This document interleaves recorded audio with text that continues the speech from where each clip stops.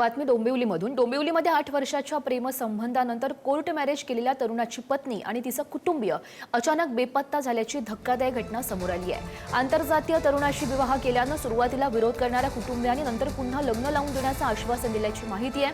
मात्र काही दिवसांसाठी मुलीला घरी घेऊन गेल्यानंतर तरुणी आणि तिच्या कुटुंबियांचा संपर्क अचानक तुटला। या प्रकरणी पतीनं मानपाडा पोलीस ठाण्यात तक्रार दाखल केली आहे। पोलीस अधिकचा तपास करतात। मुलगी माझ्यासोबत राहण्यासाठी रेडी होती, माझी फॅमिली पण रेडी होती तिला ॲक्सेप्ट करण्यासाठी। मग आम्ही तिच्या पण आईवडिलांना बोललो की या तुम्ही मानपाडा पोलीस स्टेशनमध्ये। तिचे आईवडील मानपाडा पोलीस स्टेशनमध्ये आले नाही।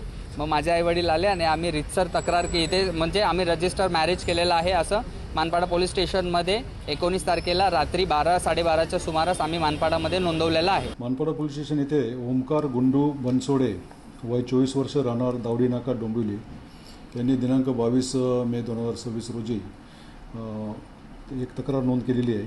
त्यांची पत्नी सौ शिवानी संतोष किंगरे वय 22 वर्ष या 21 तारखेला रात्री 10 वाजेपासून त्या मिसिंग झाल्याचं त्यांनी या ठिकाणी तक्रार दिलेली आहे आणि त्यांच्या मिसिंगचा आम्ही शोध घेत आहोत।